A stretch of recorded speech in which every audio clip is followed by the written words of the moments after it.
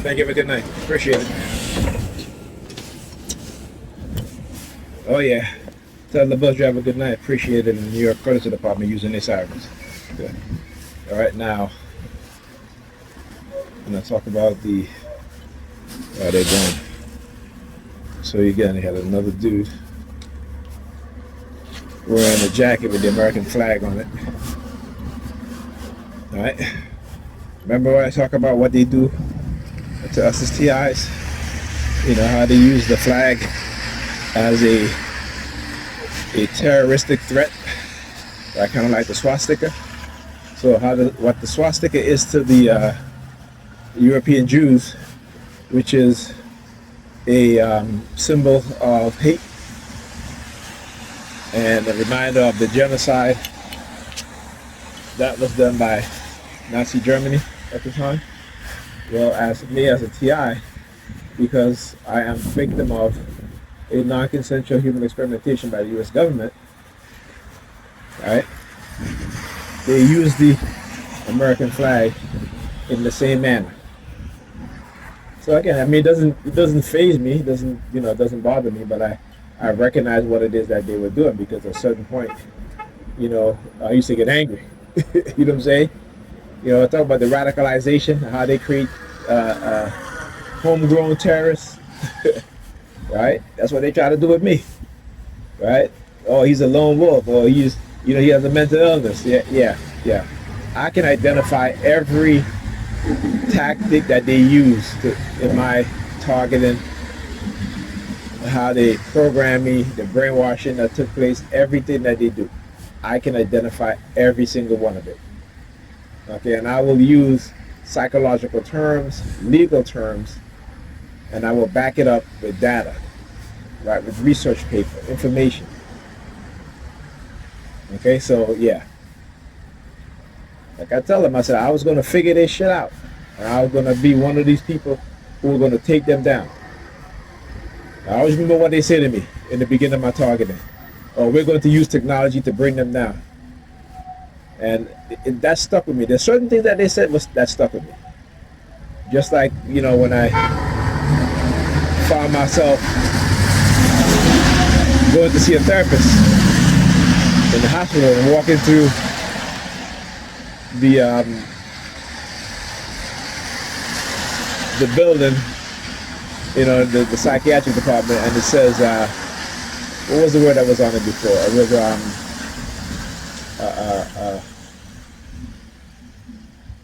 behavioral modification. Right? That was the term that it had in the hospital. In that was. I remember walking through there and staring at the. That's when they were really hijacking my consciousness. I didn't know anything in terms of what I do now. The New York Predators Department. Right? The behavior modification. Also, oh man, it is raining and he's just flying through that light. Look at that shit. I tell you. Some people are just ridiculous. Anyway, what's another term that they had that I saw too? It was behavior modification, and what's the other one? This is when I went to a different hospital. So there's another name too.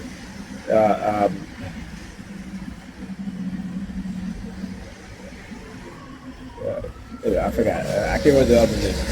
One of the names was behavior modification, and that stuck with me. So I went home and I did an online search on behavior modification. And when I did that, a plethora of information came up about, psychological programming, MK Ultra. That was when I first started really knowing about MK Ultra in the early 2000s in my target. Right? And then when I started to download the declassified documentation on MK Ultra, and I was like, okay. Yeah, I started to recognize some of the things that was said in those things that was being done to me. And so, I had to tell my brother, I'm like, we had a conversation, and I was like, listen, man, I think this is what happened to you, because in the mid-1990s, he was attacked, but I didn't know. They were silencing him, and he thought that he was protecting me. Right, because they were when we were out they used to send him subliminal message about doing the same thing to me. And I think one of our conversations, he said that when he was diagnosed with schizophrenia, he said, well, I was 25, I think he was at the time. 26 when they was diagnosed with schizophrenia. And he says, well, how come my brother doesn't have it? If we were born with it, how come he doesn't have it? And he said that the psychiatrist was like, don't worry, down the line, he'll have it too. You know what I'm saying? And so when I was explaining these things to him, I said, yeah, this is what they do, man. This is what they were doing. Particularly what really, again, my suspicion was aroused because every time I leave my apartment building, there was a fire truck driving down the block. When I would go to work, there was a fire truck driving down the block where my job is at. Right? If I go out to dinner, there'll be a fire truck parked up outside of the dinner establishment. I go to the movies, the same thing. Come home from work, police cars, blocking the street, no cops in the car. Both doors open. Both drivers, front driver and front passenger seat. Both doors open, multiple times. Right? Walking down the street, they will set up these fake arrests. And then when they see me, they will turn the person, it's a black dude, right? Again, they will turn the person around so I can see the handcuff. As soon as they see me, they will turn the person in the handcuff around so I can see the handcuff. Right? And then that's where the whole watch theme is, because the cops, the racist white cops. These were the only motherfuckers that would do that in the beginning of my targeting. Not one black cop have ever done that. Neither has an Asian cop, a Hispanic cop, an Asian cop, a Negro cop. The only white racist cops was doing it. Right? And and then when they saw that I was trying to figure shit out, they were like, oh, we gotta we gotta stop him. All right, so they were using honey traps. They were using young women who will have conversation. Just like, let's say if I'm walking wherever, if I'm walking on the block, and then there'll be a police officer there will be a young woman that will go to the police officer like, I like to report somebody who was I was walking and they grabbed my ass, and then they would look at me. Right, I'll come to the apartment driving, right, and then they would look at me. I ain't saying nothing because like I said, I was trying to be non-reactive because I was trying to figure out what the hell is going on. It took me a while. It took me a decade, okay, to really come to a thorough understanding and to say to myself, what, I need to study this in order for me to combat a lot of things that they did. Because let me tell you, they used to have me run around like a chicken without a head, confused, just acting on peer confusion, right? Using silent sound. Using projection of sound in my mind, the cognitive damage, the confusion. This is what they don't tell you. This is what they don't tell the Dans, right? The dumbass nigga peers. Keeping me up late at night, sleep deprivation, what it does to your mind that you can't think, right? And no one would know, but I do know. Because I know how they did it. I know the technology they use. That's right, fuck you, New York Police Department. I use the technology they use. And I'm going to expose them. Like I said, anytime you motherfuckers are ready, come knock on my door. Come knock on my door. Anytime. Come and knock on my door. Because like I said, my purpose is greater than yours. Y'all are liars, deceivers, manipulators. Y'all operate in the shadows because you think, because you had a gun and a badge and use technology to spy on people, to manipulate people, covert drugging, trying to get you hooked on drugs, the whole thing. You know what I'm saying? Getting people at my job I used to work at to try to offer me cocaine.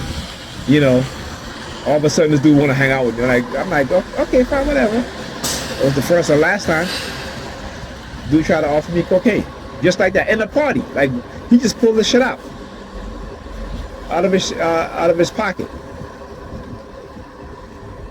Because what it is that they had programmed me and they thought I was gonna fall for that. Right? Didn't work though. You want to know why it didn't work? Because I came upon a website early on in my talk, and I talk about that. It's JBH file, JLH file, something like that. Not JBL. Okay. I finally found the website again, and I actually bookmarked it. So I saved it too, so I don't forget. And it was this guy in Texas whose uncle was a retired FBI agent, and he was experiencing this before I was experiencing it, And he said that they were engaging in what is called negative perception, trying to create negative perception against you, right? Trying to manipulate him as such, using women as honey trap, what have you. And when he went to his uncle about it, because the website was very, very well written at the time, And he said, I went to my uncle who was a retired FBI agent, and he told me to document everything. And when I read that, that's what I started doing. So thank you, JBH file. That is how I started documenting things. All right, and you can see my YouTube channel. I got over 7,000 videos. That's a lot of damn videos, okay? 7,000 videos. At my talk show, I had hundreds of talk show podcasts at the time. All right, and then the white supremacists used to come in there and be like, F you nigga and all this stuff, and monkey and all this shit. So I know, like I said, at the very beginning of my targeting, I was being targeted by Nazis in New York, skinheads with the what do you call those army jackets, with the Confederate flag on the arm. That's who was targeting me in the very beginning. The racist white cops, which I know they belong to the KKK, Nazis, racist motherfuckers, and by the skinheads. That's when I really started doing some research. Found out that Nazi Germany, that's where they got their idea to exterminate the European Jews. They started with the Africans first as the test subjects for biological warfare, and then when they perfected it, they moved on to the European Jews. It's what I talk about, what they do here with cognitive warfare, right? They wage cognitive warfare on the black community and black people. And when it's perfected, then they go and do it in other nations or to other groups of people. See, nigger people don't want to listen to that. They think they're immune from it, right? But little do they know, when you look at the behavior of black people, and you look at how we are at war with each other, when you look at how our women behave, what it is that they say, when you look at the dramatic increase in young black females identifying as bisexual and lesbians, when you look at the Hispanics in America, the Hispanopeans, the largest group who identify as gay, transgender, and bisexual and lesbian, right? But you would think it's white people because that's what they show you on television all the damn time. No, they're not. Matter of fact, there's been a steep decline in white people in America identifying as such, right? But they don't want to hear that. They don't want to listen, right? When I talk about the lead poisoning, we read it all the time. How come they don't get angry? The reason why they don't get angry because when they were children, a lot of us have been poisoned with lead as children. Y'all not paying attention, man. There's a book. It's written by a black woman that talks about how environmental warfare have been waged on black people. Right? We fail to even want to recognize these things or know these things because it affects us directly, but because we're conditioned not to pay attention to these things, because we're working, we're tired. I keep saying, these white corporations, they do it for a reason. They weaponize stress against us. When you're stressed, you're tired all the time, right? You're eating bad food. You can't think. And the only form of enjoyment is going out on the weekend. You know, you might sports or what have you, sex. You know, shopping. We become black people in America are the largest consumers. Right? Particularly our women. Our women buy more than anybody else. Right? So there's a reason why they keep us at the bottom and to keep us as consumers. Right? Not creators. Even though we are creative, even though there have been black inventors that have created some of the greatest invention in human history. Right? But they most of them end up working for white-owned corporations, white-owned companies. And the companies get to keep the pattern.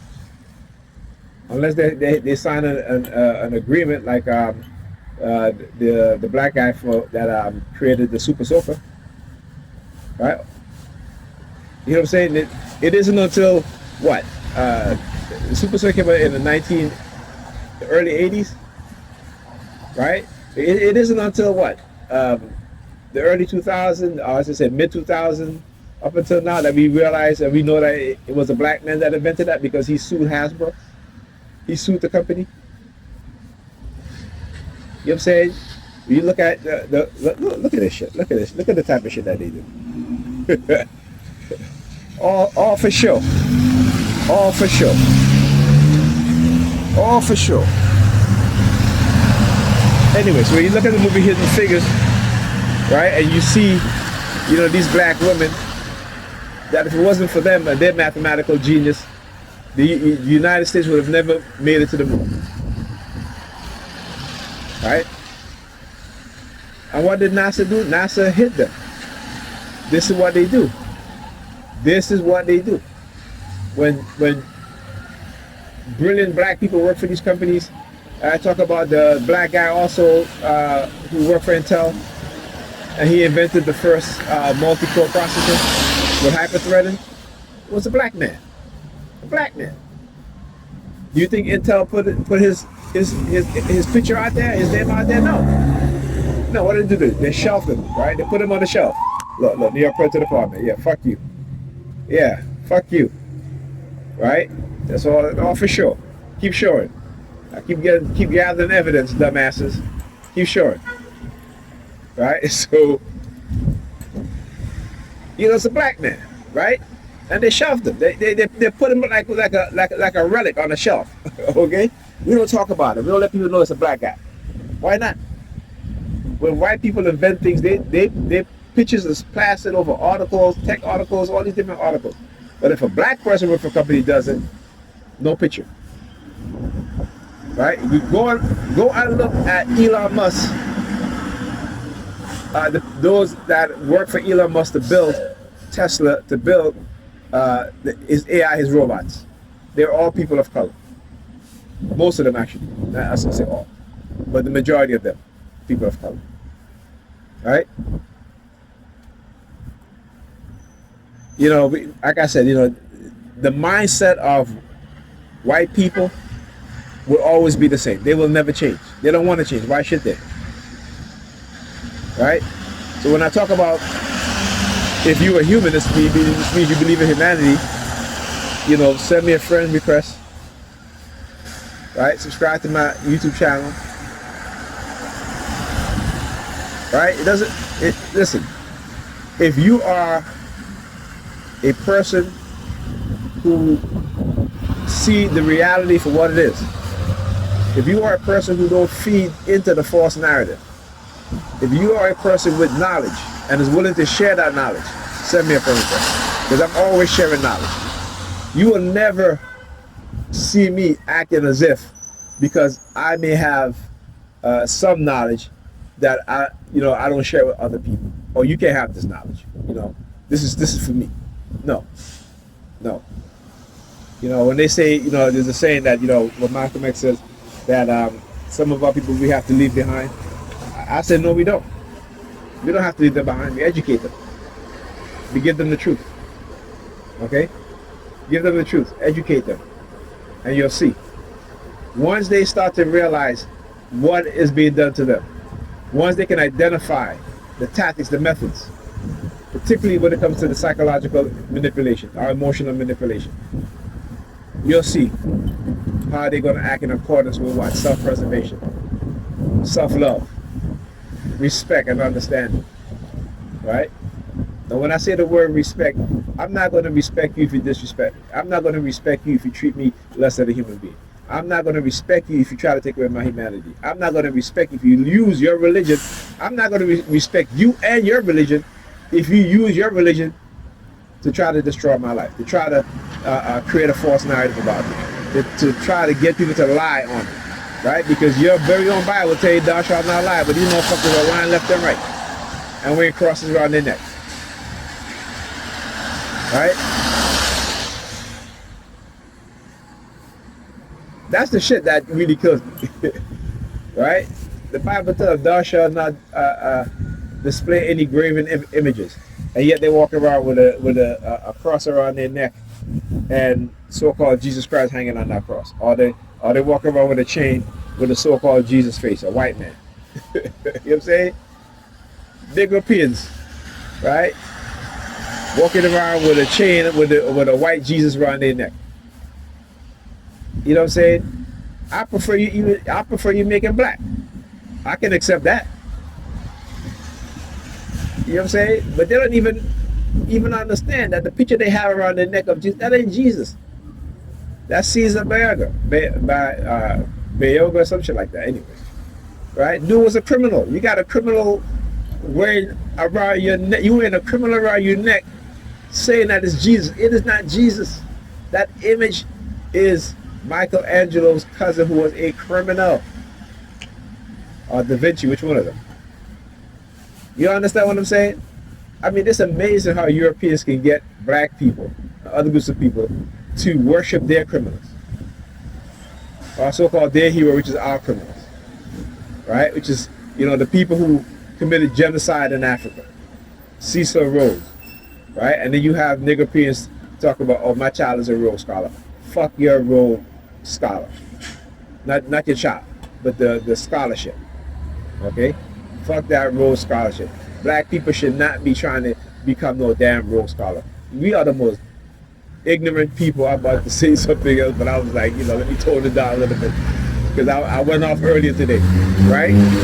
Well, we are the most ignorant, as who was it? Ben Hill used to say, nincompoops. You will never hear me quoting Thomas Jefferson. Never. You will never hear me quoting Abraham Lincoln, specifically when I know that he did not want to free the slave. Okay? But he had no choice, because black enslaved people enlisted in the Union Army, and they were an intricate part of the North being in the South. So Lincoln didn't free the slave. The enslaved African Americans freed themselves. Understand that. What did Lincoln said? He said that, he believed in the institution of slavery. He believed in it. All right? But, Nigerians love to talk about Lincoln freed the slaves. They don't give no credit to their ancestors who fought so that they can be free. Yeah, fucking your Predator Department using the sirens. What you gonna do? If I'm free from being surveilled and targeted, what you gonna do? Arrest me? Try it, motherfuckers. Because y'all a bunch of lies, and it's the fear. Y'all scared. You're a bunch of pussies. Y'all scared. Why are you scared about? What are you so scared for? Huh? Why are you so scared? You think I'm going to unite black people? That's why every time I play my song by Bob Marley, when he says, Africa unite, or they don't want us to unite. All they want to do is see us keep on fussing and fighting. So every time the word unity or unite is being said, they use the sirens. Why? Because again, pro people. Pro. They have the canny ability to look within the black community, to seek out black people who they believe could be a threat, and to neutralize them, particularly because of your bloodline. Right? Particularly because of your bloodline also. So if you are connected to a revolutionary, if you are connected to a Pan-Africanist, if you are connected to the conscious community in any way, we are all targeted. We are all targeted. This is how they target. Look at the brother Polite and what they did to him. And when I read what happened to him, I was like, yeah, okay, yeah, they drugged him. They drugged him. And you look at the circumstances of the situation, right? A brother who never would do something like that. All right? And because he got lost, right? The money, the recognition, the fame, he got lost. And one of the things that these white people love to do is they love to manipulate you to change your purpose, to take you away from your purpose. And I'll give you an example. Candace Owens. Go and read about Candace Owens on her campus university and how she sued, right, the KKK on her campus and won. And because of that,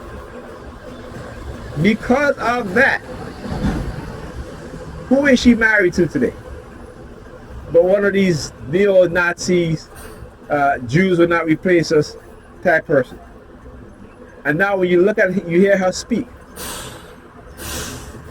It's different from when she was in college, right? Fighting against the neo-Nazis on her campus. So anytime they see a revolutionary black person, they have to neutralize them. Every time. And if you think that these racists in the US government are not surveilling each and every single one of us, then you're a fool. You are a fool. Because at least they understand, right, that the revolutionaries will come from where? Come from the black population. Because why? Because black people are the most oppressed people in this country. And so they know this. Right? When you read Amnesty report on the New York Predators Department, the pervasive surveillance that they've engaged in. Oh yeah, in New York Predators Department using the sirens. That's right. Because they're predators. And what do predators do? They hunt prey. See, as a TI, they will try to say, okay, we're predators. I'm like, okay, motherfuckers. Let's go on that. Let's go on that. If I'm a predator, then you are a super, super, super predator, 10 times over. Right? Okay?